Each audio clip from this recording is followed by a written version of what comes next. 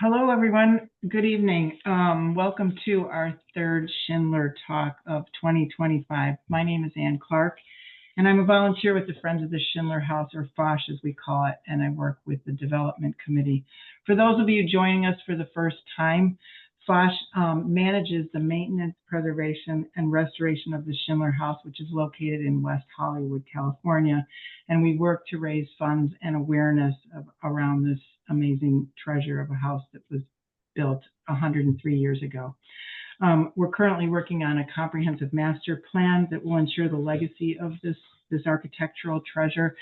So I invite you to check out more. We'll put that in our chat about the Friends of the Schindler House website. It's my privilege to organize these Schindler Talks, and they are inspired by salons that Rudolph and Pauline Schindler would host at the Schindler House at Kings Road. It's the Kings Roadhouse in West Hollywood. Pauline Schindler, her attitude was really to welcome everyone to the home for conversation, music, art, philosophy, and a little bit of fun too, I'm sure. We decided to continue this tradition and do an online salon, if you will, and we call them Schindler Talks. So it's our intention to welcome you all. So thank you for joining us tonight for this conversation, and we, invite you to continue to follow the Schindler Friends of the Schindler House, and in the spirit of Rudolph and Pauline Schindler tonight, we're going to have a very interesting talk with Yogan Muller and Ryan McIntosh about a collaboration on a book that they put together about Tracy Hills.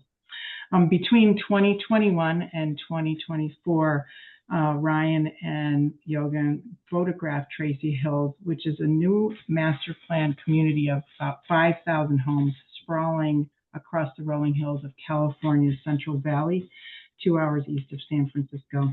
The book is being published by Radius Books, and it will be offered later. You'll learn a little bit more about that. There's an intro essay by Britt Salveson, who's curator and head of the Wallace Annenberg Photography Department and Prints and Drawings at LACMA, and Greg Foster Rice, who is a professor at Columbia College in Chicago.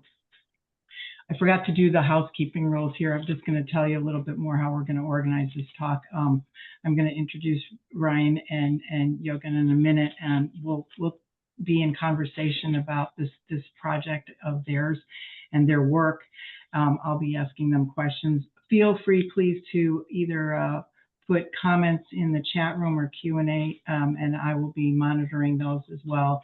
There'll be some links that you can see as well in terms of pre-ordering the book, and a little bit about Friends of the Schindler House too.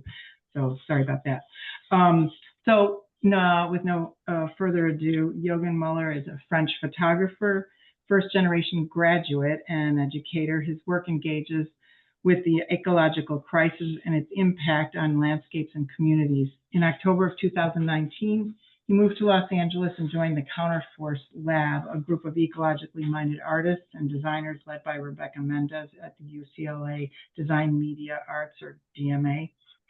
He started teaching at DMA in January 2020, and occasionally Yogan has worked as a studio assistant for fine art photographer Mona Kuhn, who's also been inspired and done some work around the Schindler House, and designer Rebeca Méndez in Los Angeles. In November 2018, he graduated with a practice-based PhD in photography from ENSAV, La Cambre, and Université Libre de Bruxelles in Brussels. And his thesis, he explores how photography brought us into the Anthropocene and conducted field work in Southwest Iceland. Yogan's taught at UCLA Design Media Arts and at Penumbra Foundation in New York City. And Ryan McIntosh is a Los Angeles-based artist and photographer, and received his MFA from Rhode Island School of Design and his BFA from University of Arizona. Ryan works exclusively with 8x10 and 11x14 large format view cameras, committing himself to the masterful craft of producing only handmade silver chloride photographs. All photographs are handcrafted in a traditional wet darkroom, utilizing only vintage photo paper and chemistry dating as far back as the 1940s. Nearly 20 years since making his first photograph, Ryan continues working primarily in the natural landscape, with an ever-growing level of concern and awareness towards the landscape and how it's conveyed today to fit the contemporary consciousness and evolving dialogue. His primary focus in photography is exploring mankind's impact on the natural environment and the relationship humans have with the remaining wilderness on our planet. So we'll begin the conversation, and I first want to ask Yogan and Ryan how you two met and how you decided to work on this project around Tracy Hills. Yeah, I'll take that question. I'm gonna actually share my screen really quickly because I think showing a photo will kind of give a good example of, let's see here. This was en route to San Francisco in 2021, and I was driving through the landscape and I saw this sign and I was like, that's interesting. What is that? And I wanted to investigate it further. So I actually met Yogan through a mutual friend. And I saw some of Yogan's work that he made in Iceland, and I've also made a lot of work in Iceland. So I saw his photographs of cul-de-sacs and like equipment that was like out in the landscape, and I was like, he would probably be interested in whatever's happening out here in Central California. So this photograph was kind of the one image that started everything, and I was like, Yogan, we got to go up here and check this out. And we met during COVID. It was June, I think, 2021. We met at Birdie G's in Santa Monica. You also remember show me this postcard that you received from Robert Adams himself, which really moved me because Robert Adams has been a huge influence in my photography and practice, and also, relationship to the medium and to the landscape, and true. And right after this drink in June 2021, I think I came over to your studio in July 2021, and I did bring all those prints from Iceland. And so to kind of paint the picture, you have to think rough lava terrain meeting industrial zones or urban sprawl. So you had, and that was in 2015, so 10 years ago, which is kind of hard to believe, but yeah, time flies. And so I was interested in those fringes and those interfaces between the natural world, if you will, and the human world, and all the different forms and shapes and processes that humans use to encroach on this wilderness, encroach on lava, and transform it into an habitable place.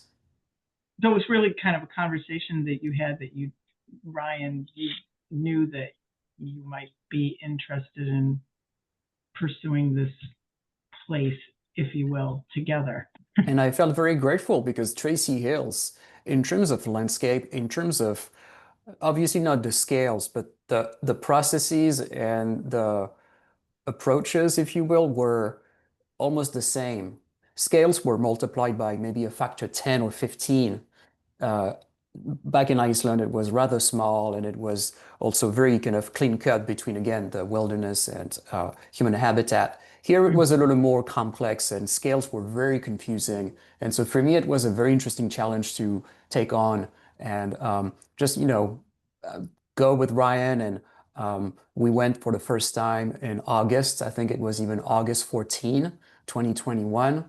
And you have to imagine the whole Central Valley completely shrouded in haze or smoke coming from the Dixie Fire, which was back in 2021, one of the costliest wildfires in California.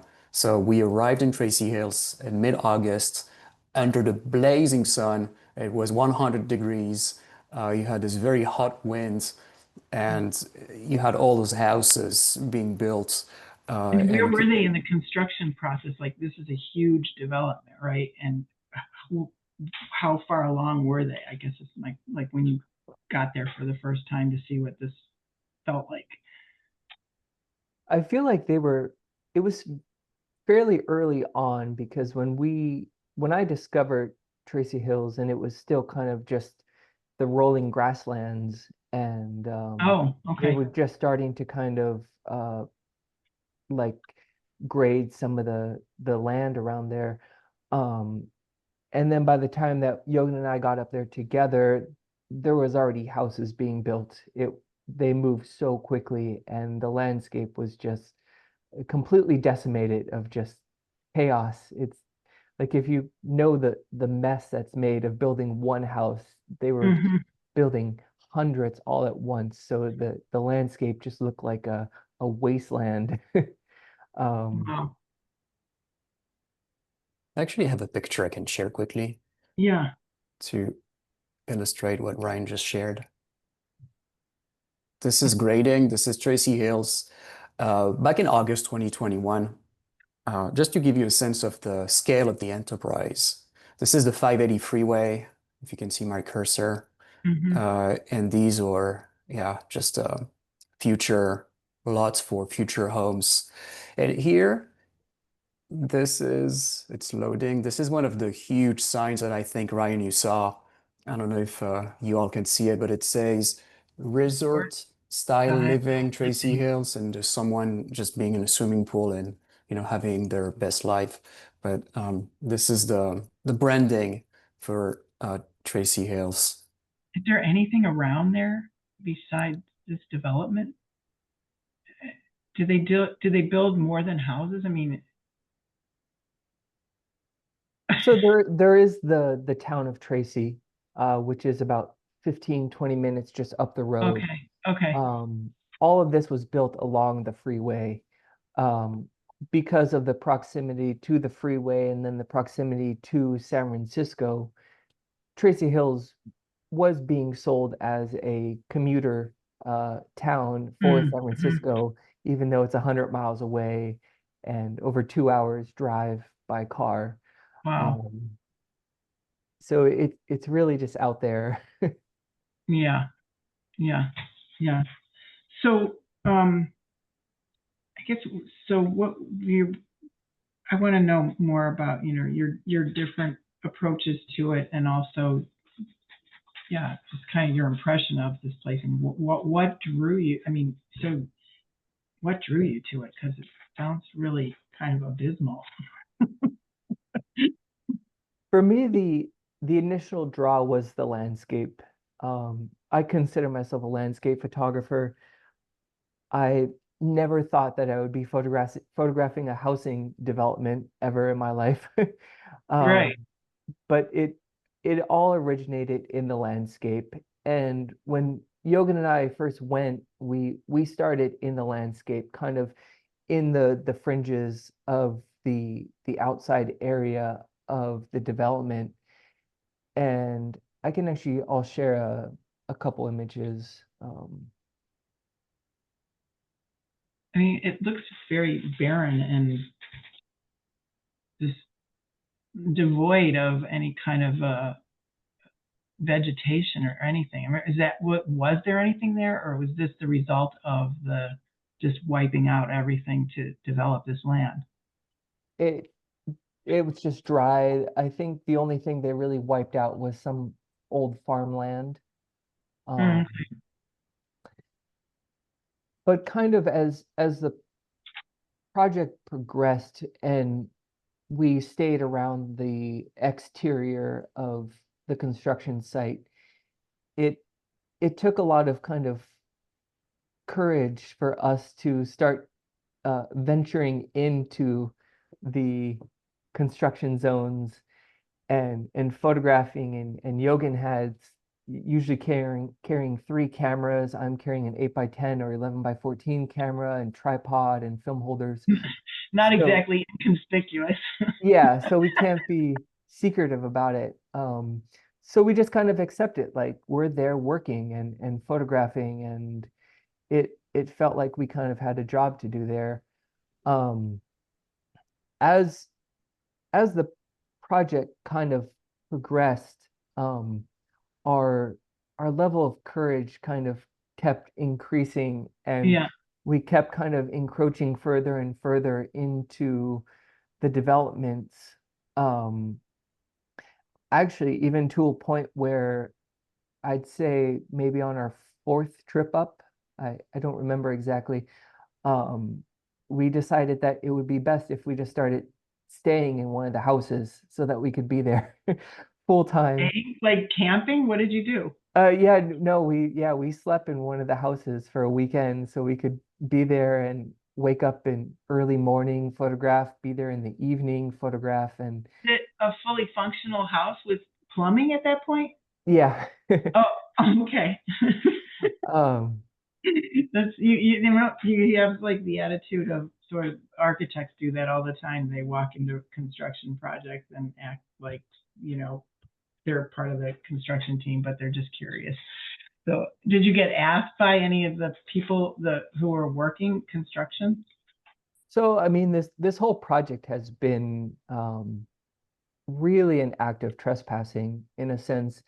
And Gregory Foster Rice, who wrote one of the essays for the book, he talks about the act of trespassing as a photographer, just the act of having a camera and how that Mm. is a form of trespassing. Hmm. Um, but for us, we kind of just wandered into this location because the size of the enterprise was so large and so vast, and it just went for miles and miles. So, and you could just kind of walk in anywhere. There was Mm. no No, fences, no security. There was no one security security guard, for the whole um, area. yeah, for the whole area. Yeah. And we actually became kind of friends with him, and he would see us and wave to us, and we'd be like, "Hey, working." Really funny. Um, so when you both were there, you would go off and to do your own sort of trespassing, if you will, research, viewing, and then how did you approach it each individually? I mean, I know you work in different formats too, so how did that affect your work and your, way of kind of developing your vision of this place? Or maybe it didn't. I don't know. Well, I guess I can take this one or start with this one. For me, first of all, if I may circle back quickly, for me, of course, the landscape was interesting, but it was also the scale of the enterprise and the Hmm. materials and syntax, if you will, of this massive landscape transformation. Um, Iceland, in a way, prepared me to take pictures of the area. And also, I saw very quickly an opportunity to further the conversation that the new topographics uh, laid forth 50 years ago. Heading from France, I saw that opportunity, and it felt obviously very special to kind of step after such illustrious photographers and looking at things that um, sorry, that were essentially the same or very, very similar. I'm no construction expert, so I cannot really tell in terms of, materials and Right. probably the machines, of course, are so much more sophisticated today. But in terms of what they define as a house and how they built it, I think it was almost a carbon copy of what they photographed in the 1970s. So Can you talk a there, little bit about, just for anybody who doesn't know that much about like new topographics is? yeah, so it's a very seminal landscape photography exhibition from 1975 through February 1976, gathering 10 photographers, mostly American. There was one German couple, the Beckers, who have worked extensively together in photographing water towers and old facades and creating typologies. They're very known for their typologies of grids of Mm. like 100 different facades and brought together in a book or on a gallery wall.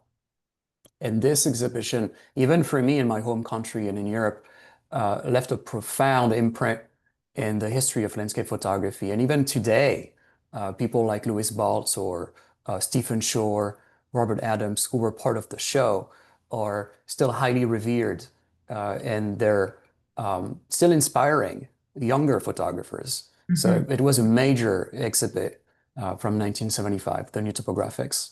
Mm.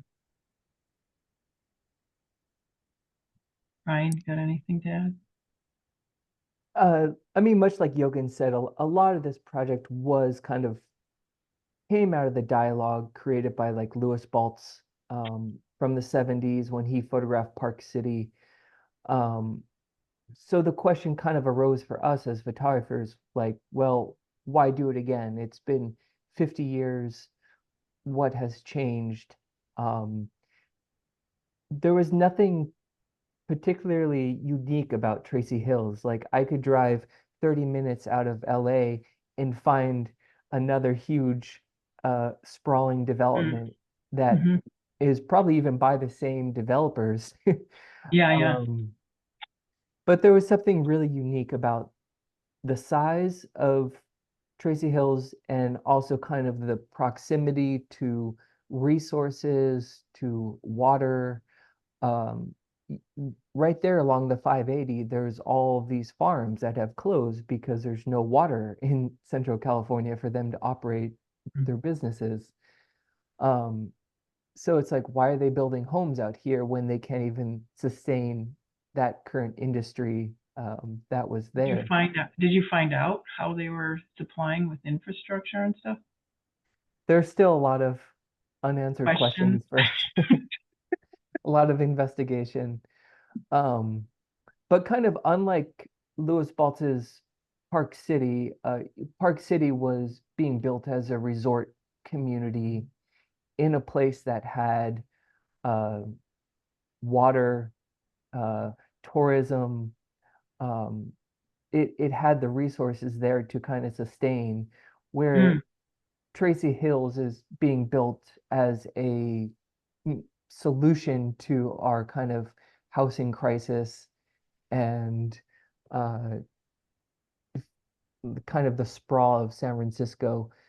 So just that kind of on the surface, it seems similar to us, but really when you look at what's changed over 50 years and comparing what like Louis Baltz was seeing back then, it's the same, but it's a different set of problems. Also because in drawing here from my PhD research, which you mentioned, Anne, Tracy Hills is what we call an exurb. So it's a suburb beyond a suburb. Mm-hmm. Or other scholars, I forgot the name of this scholar. I think it's Lincoln Bramwell. And in 2014, he published a book called Wilderburbs. So it's Oh, like suburbs right yeah, on the fringe of the wilderness, if you will, um, right. which obviously promise beautiful views and direct access to nature, but which also exposes populations to wildfires, wildlife, and fewer amenities as well.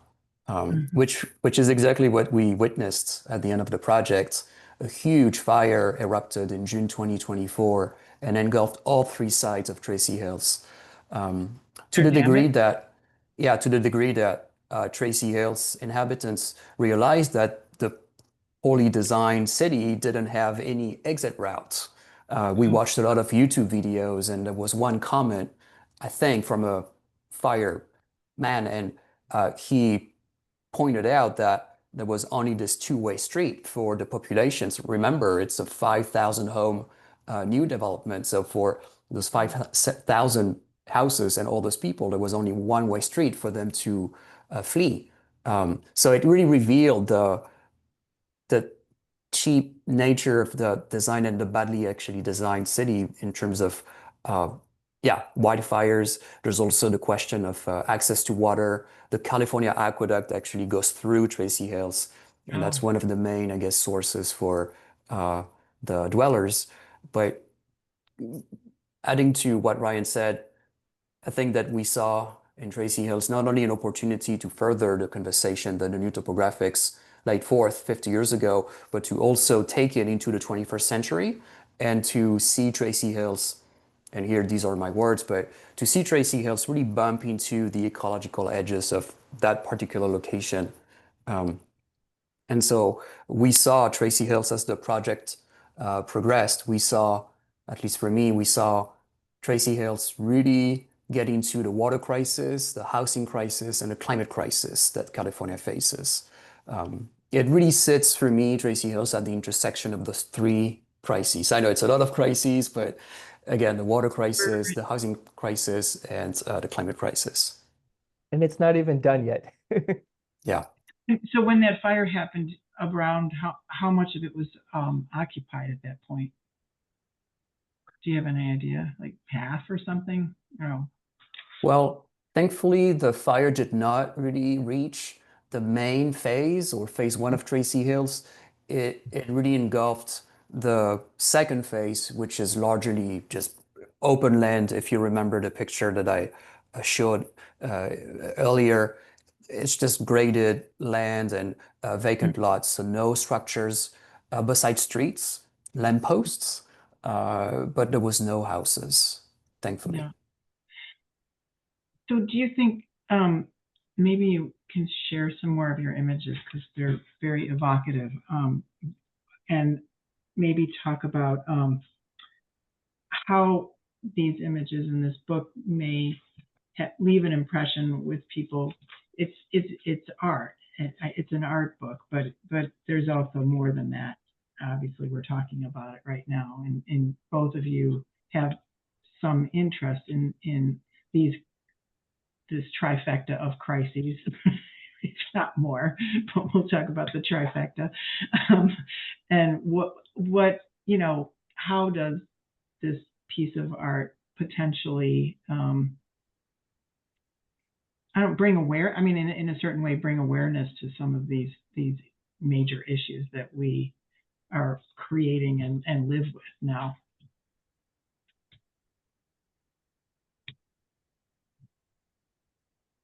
I mean, if you kind of look back at all of the work that photographers like Robert Adams has created, um, and his concern as a photographer for the landscape and for nature, and the impact that his photographs have had on improving those conditions, I'm not sure if really art can change all that much. Um, I mean, the same goes for like Ansel Adams. I mean, Mm-hmm. he he made beautiful, thrilling photos of nature, but in the end, they really didn't do all that much to save the locations that he was photographing Mm-hmm. or or raise much awareness for them. Um, the kind of role that I think our photographs have is kind of on a level of personal awareness. I mean, for us, it's directly affected us and how we view things, Mm-hmm. and hopefully, it will make people make more responsible decisions on where they live, how they build houses, the choices that they make. Um, but I think ultimately, just putting forth that level of concern is the most important thing that we can do as photographers Yeah. and as Yeah. artists. Yeah. I mean, I think artists play, if they choose to play a role in bringing awareness to issues, whether it gets taken to the next level. It really can. It's just not a beautiful image. It has more, and I think this this compilation of images between the two of you in this book is probably a way to communicate that too. And it's a if nothing else, but probably more, it's a reminder of where we're at and how we have chosen to live in this world. I've often said that for the past 20 years, I approach photographing as wanting to kind of photograph the things that I don't understand. And it's kind of a way of attempting to understand what's happening. And when I approached the landscape in Tracy Hills, I was just blown away by what I saw. This complete uh, wasteland of just debris and uh, the earth just kind of destroyed. So the whole process has been kind of immersing ourselves in that environment to kind of come to terms with what's happening in the world and in these Yeah. locations. So one thought about that is, I mean, how what you just described isn't really beautiful, but somehow you, I think both of you found beauty, and I really would like to see some more images when you have a minute. How do you find beauty in these landscapes that are, you know, really destructive in a way, you know? Would be a lot to unpack, but adding to what Ryan just shared, I think sometimes beauty can be mobilized to address complex issues or things we cannot fully understand. There's a mystery, right? There's something about, first of all, why they chose this location, um, and designed the city this way using those materials that again were used 50 years ago, and obviously the knowledge of climate change, um, the also the whole movement around more eco-friendly buildings. I mean, in 50 years, all of that has grown so much, and yet we found uh, construction materials and processes that were pretty much the same. So beauty can be a, a way to address those complex issues, but also because photography is about an encounter with the world, and we use the camera to, yes, solve those equations and try to understand those mysteries a little more. So it's a way to just also communicate our emotions when we are facing this rather, let's say it, bleak reality of Tracy Yeah. Hills. And so beauty is it's a word that's uh, kind of in disrepute in a way in the art world. There's no beauty. Yes, it's kind of an age-old word, but I think quoting Robert Adams, it's also a way to find meaning in life and to find coherence in life and purpose in life. And I think that photography, when used well, can convey complex emotions and also very complex uh, you know, solutions, I don't think so, but maybe answers to complex equations. So I'm going to ask you both if you could each maybe share a couple of the images, because as I've seen a handful of both of your work in this book now, and as you're talking about it, it would be really nice to see some of these because it really explains what you're talking about. So either one of you, and we'll take turns. Yogan, you want to go first? Yes. Let's do it.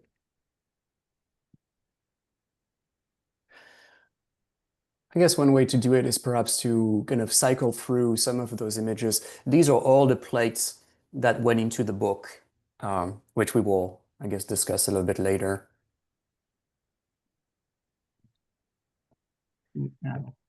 And so back to the beauty question. I don't necessarily know if this is beautiful. I found, because these, by the way, are flowers that were spared by the fire.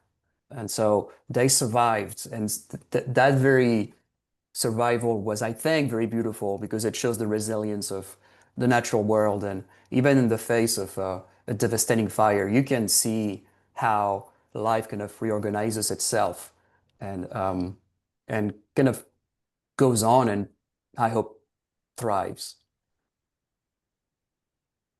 That's a picture of the California aqueduct. So here I'm playing just with the lights. Maybe I can go full screen. Uh, Playing with the light and how it's probably a little dark on your screens, but I'm playing with the light and how it creates texture. And as we know, water is life. So I really wanted to try to capture that because it's a very arid landscape. It's very, very dry. It's kind of bone dry, at least when we went there for the first time. It was very, very dry. Again, it was 100 degrees with a very hot wind. And the raging fire, the Dixie Fire, was up north. So trying to kind of capture all of that in a single frame, which is sometimes kind of difficult to do. Mm. Um, Framing nails, and I was holding it was kind of a maybe 2 pound or maybe more, 3 pounds Yeah. thing, object.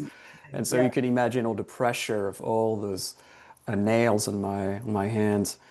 Um, and trying to find beauty also in geometry. I have a mathematic background. I studied mathematics before going into photography and art. So trying to find some kind of harmony in constructions like Tracy Hills or this house, for example. So these are just a couple ways, I guess, to uh, partially answer the beauty question. I'm happy to share more. Ryan, you want to show me? Yeah. Thank you again.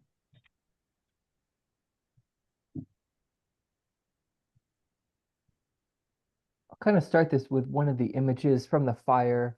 Um, I feel like at least everyone in LA here, we've seen so much kind of fire content over this last several months.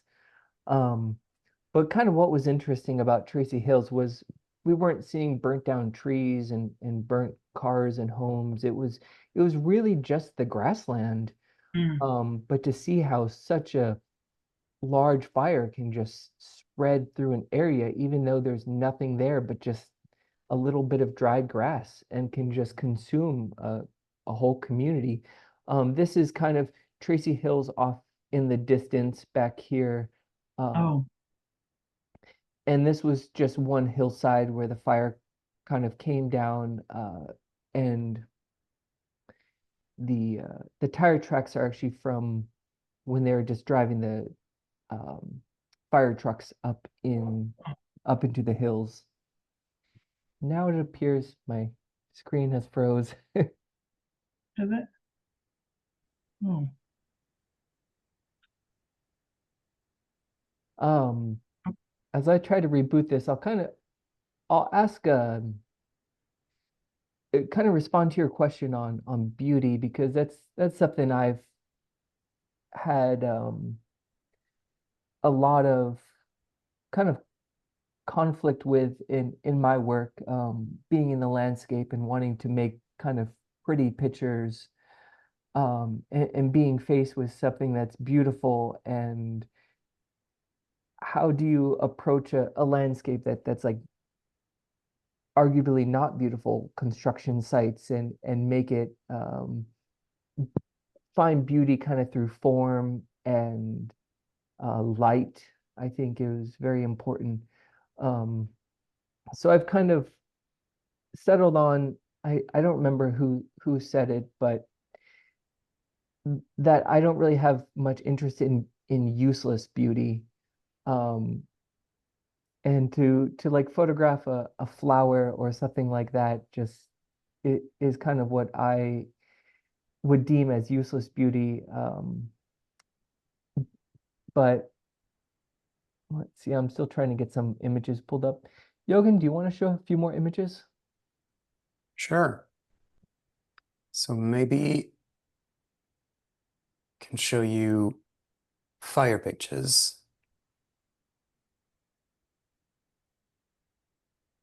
I only have two here. mm. But this is also to give you a sense of the scale of the Corral fire. That was the name of the fire. And so we're here on the hills. By the way, Tracy Hills, why this name? A lot of people thought, oh, but Tracy Hills, is that a person? And no, it's not a person. It's just an extension of Tracy, the town of Tracy, and it's built on hills, so they call it Tracy Hills, I suppose. But we are on the rolling hills. That used to be grassland. You can see those massive power lines uh, going into the distance. And it really burned. I don't remember the acreage, but it burned for maybe 5 days. It was finally contained after, yeah, 5 or 6 days. But it was a very bleak landscape. Obviously, when you photograph fire, and I have a few more pictures, um, you see the devastation right away. And you can see again how, again, for me, this is about how, well, it probably burnt and it's probably just dead, but how nature nonetheless can kind of show resilience and kind of reorganizes itself around what us humans we perpetrate. But so you see obviously devastation, but let's also remember that fire will also bring back life at some point, right? And so it was very apparent, obviously, when we were, I mean, the devastation was very apparent when we were in Tracy Hills in June 2024. But I actually wonder now, maybe we can find some webcams or one of the dwellers, I became friend with him. His name is Jeff, and maybe he can send me a few pictures uh, from his iPhone of the hills, and maybe they're all green again now. But so obviously devastation was very apparent when we got there. Uh, and here you have a picture which is kind of riffing on what you said, Ryan, about the mystery of, I don't know if you said the mystery of life necessarily, but mysteries at least. All those bones, right, from cows, I suppose. But this picture does not answer the question. Did all the cows uh, burn and die in the fire? I don't know. Or was it already here? In any Mm. case, I think it really shows, again, the brutal devastation of the fire and the impact on local wildlife, whether it's the fauna or flora in Tracy Hills. Do I have another fire picture? Oh yeah, this one here. I don't know. When I saw that, there's a very harsh backlighting, which is why all of this is kind of burnt out or blown out. But I saw spiders. I saw even like coral reefs, right? I felt like, oh my gosh, I'm at the bottom of the ocean, and it has nothing to do with the ocean, obviously, but I made all those connections between the land, the ocean, climate change.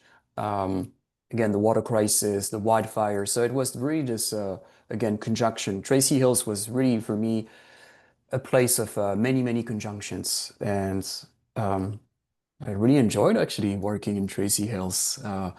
Some of the things are difficult. It's dry and it's bleak. But I think that, for example, this or maybe this image here. But another thing that a lot of people wondered about Tracy Hills, our project, was, wait, why are you so drawn to Tracy Hills? Yeah. You can see it everywhere in California. It's happening up and down everywhere. And internally, at least for me, I said yes, because maybe Tracy Hills is a little sample of the California condition. Again, facing the water crisis, the housing crisis, and the climate crisis.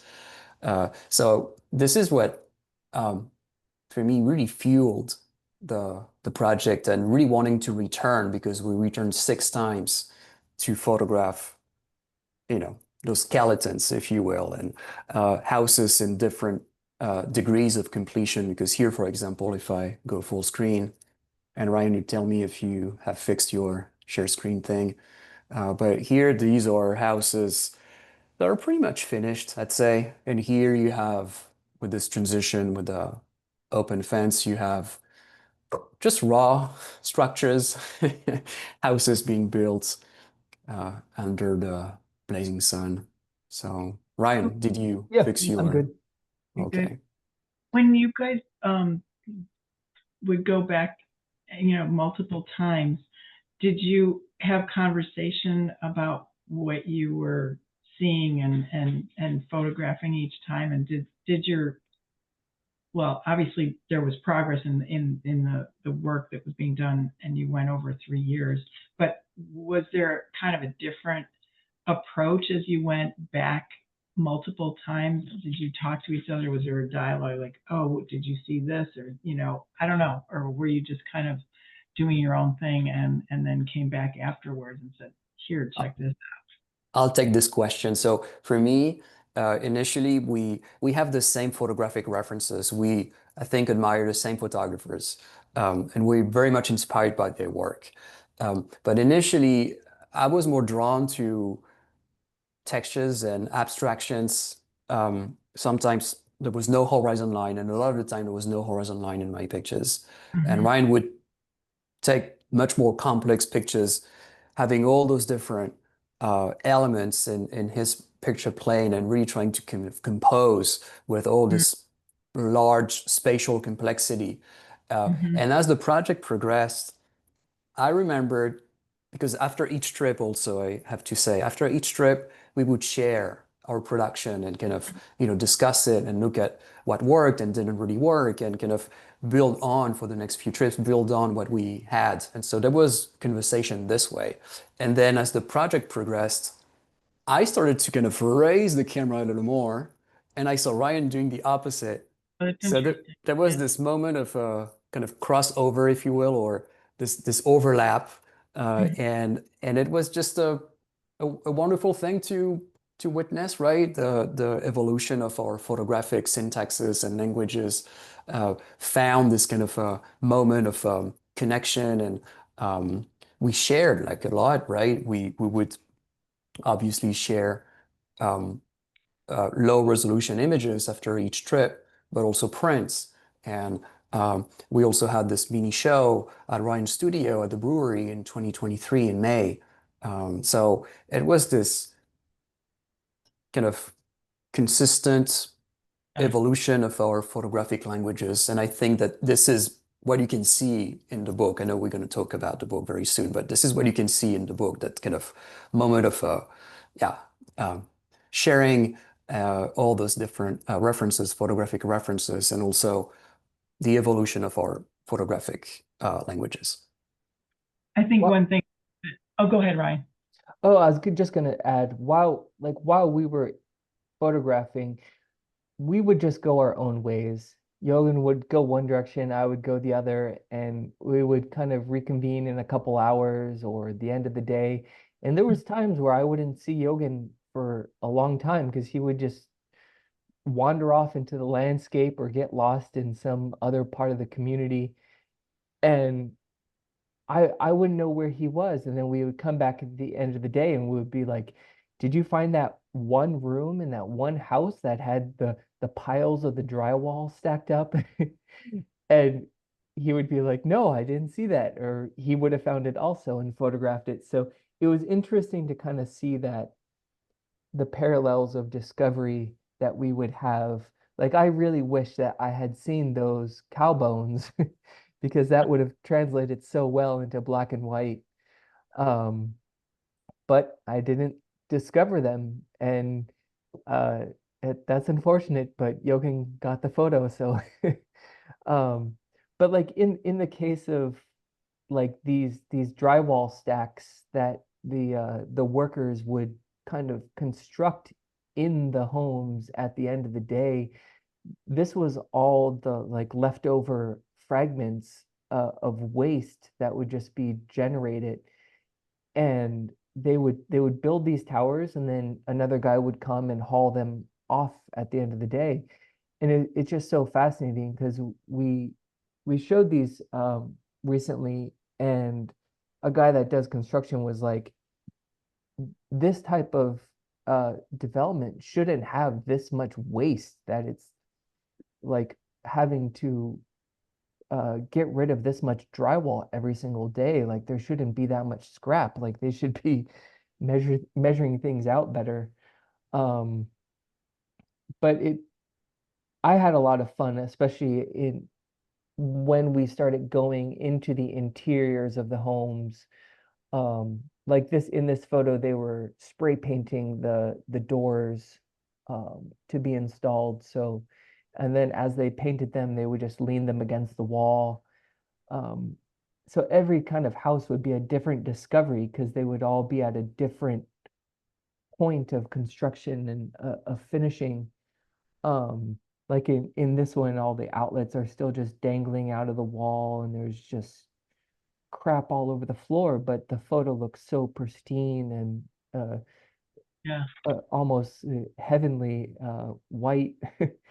Um, but it was always fascinating to kind of see what Yogan would find at the end of the day, and what I came across would always kind of be different discoveries. And I think that's why when you see the book come out, and it's a 2-volume book, um, each each is very different. And like Jochen kind of mentioned, early on, he was walking around with his kind of head to the ground, looking for artifacts and little bits of things on the ground, where I was kind of taking in the larger picture. But Mm. after a few trips, I was the one tromping around, photographing the dirt and the kind of weird uh, Yeah. residue left from the workers, and the all of this kind of grime of the construction sites, which was really fascinating. So that kind of flip-flop was fun and unexpected. So one thing I want to ask about in seeing some of these images, and we discussed this a little bit, but is the lack of human presence, and how, well, these are places. This place is for people, right? But there's no people in it. So just, I guess I'm just curious. So, it's very evocative. Obviously, all these images are extremely evocative, and they're about people and people's effect on an environment. But just kind of what your thoughts are with that, and in your work with, the absence of presence. Well, Well, yeah, go for it, I Ryan. th I think we can both kind of answer this question, and probably in different ways. Um, for me personally, I've never successfully taken a photo of a person that I think was a good photo. Um, I don't photograph people. It's something I struggle with. Um, so it really never interested me from the start on this project, was to confront that aspect of Tracy Hills. Who are the people that are buying these houses? Hmm. Who are the people that are building the houses?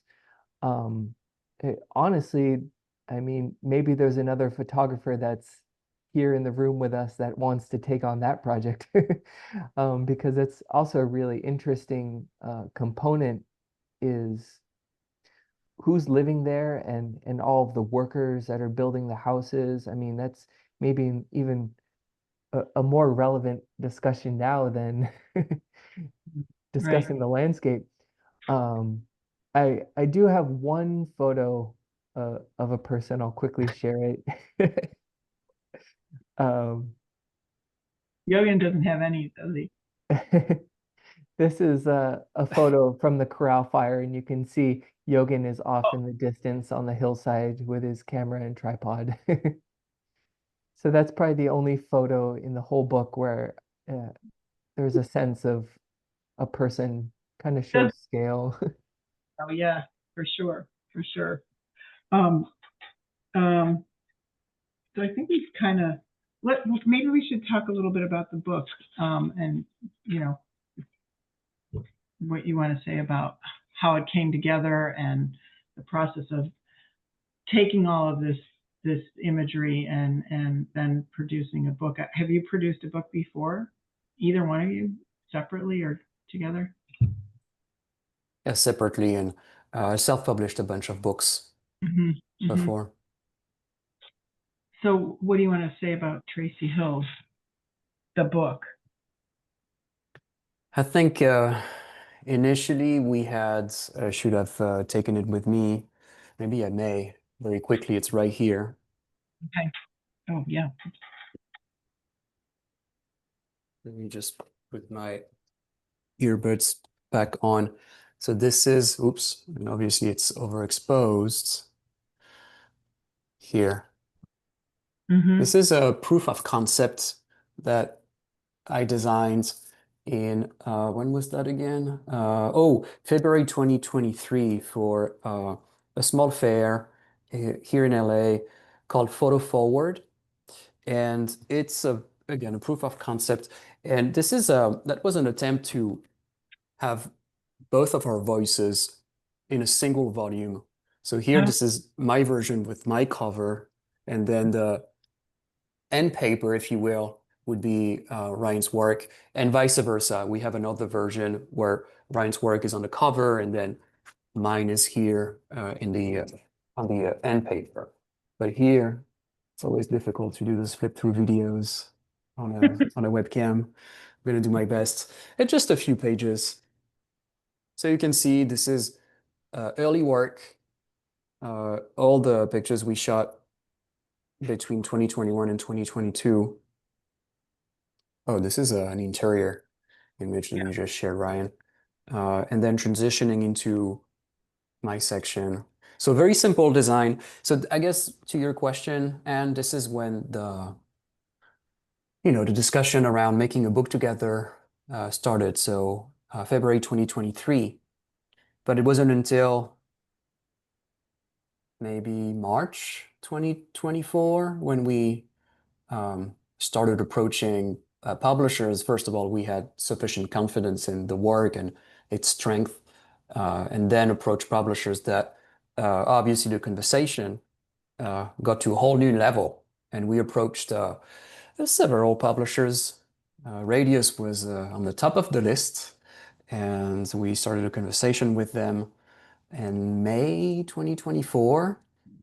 And yeah, from May through, let's say, October 2024, we had this kind of constant back and forth. And we also concluded the project, if I may remind everyone, in June 2024. We thought that we had to do a final trip, a sixth and final trip to Tracy Hills to photograph the fire. And it really added this important wrinkle or tone in the work, and really again showed how exposed Tracy Hills is to wildfires. So this is how the book conversation started, and we're thrilled because Tracy Hills, the book, it's a 2-volume photo book. The 2 volumes are housed together in an acrylic slipcase. So you think semi-transparent plastic, white plastic. And so the 2 volumes are housed together in this slipcase, and it's going to be ready for Perry Photo in 2 November? months. Yeah. Can you pre-order the book? Yes, Can we you, can make sure we can share the link in the chat. yeah, if you could put that in the chat. And you're going to be having an exhibit at the Besser Architecture Gallery opening on October 4th, right? From 7 to 10. That's also in the Q&A. Somebody put that in here. And that's at 2030 Hyperion Avenue in Los Angeles. Yeah. And so the book, if you pre-order now, you won't have that for a while, right? What's the story on that? Hopefully by October into November. I think they're on a boat coming from Italy. So Are they being printed in Italy? yeah, they're printed in Italy. Oh, okay. You know what? Actually, I'm going to do this again because that just went to the hosts and the panelists. So here is the link to everyone. And also, just so you know, this talk, this conversation is going to be on our YouTube channel.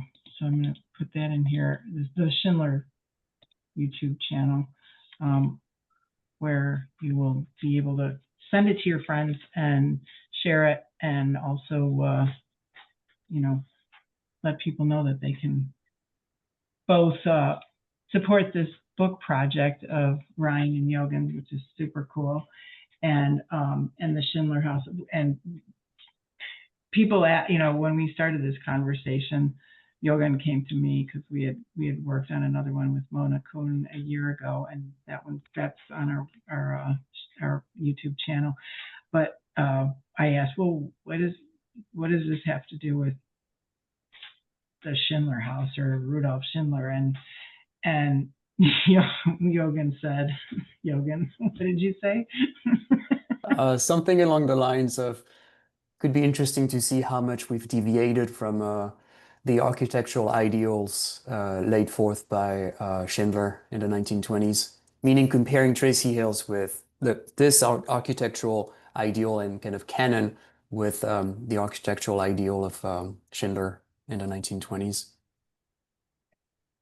Yeah, for people who aren't familiar with the Schindler House, I've just included our website as well. So please take a look. Rudolf Schindler was definitely ahead of his time, building a really modernist house with concrete and redwood, basically. Him building it himself with a friend, and learning new and developing new tilt-up concrete wall construction. So it is sort of like the Tracey Hills is sort of the antithesis of that. Like, what did we learn from that? And it's a little bit sad, but poignant at the same time. I don't know if anybody has any questions. I haven't seen any come up in the chat, but please, now's your time to ask. We'd love to have you join. And Ryan and Yogan, do you have other things that you want to kind of add before we wrap up here?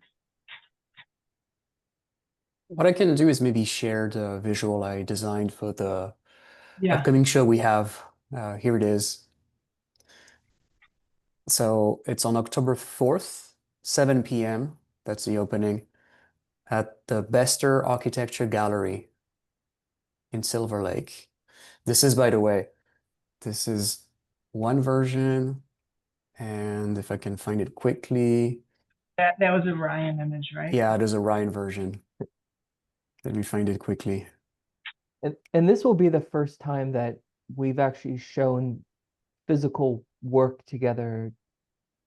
I've shown my work separate, and Yogan has shown his work. So this will be the first time that the work has been seen together. Yeah. It's not in its full entirety. I mean, the book is in its full entirety. You don't want to dump it all out on. Yeah. He's a little bit surprised. Oh, that's cool. Yeah. Yeah. So everyone is welcome to join us on October 4th, 7 p.m. Mark your calendars.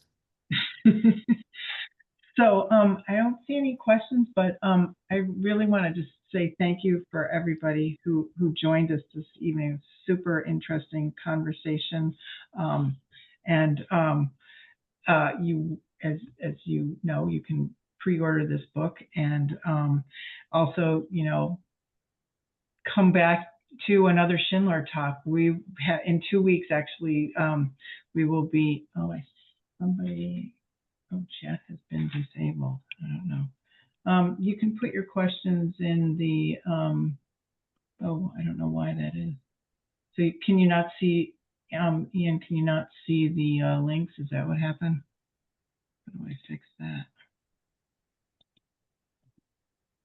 That's very odd. I don't know how to. I'm going to do this.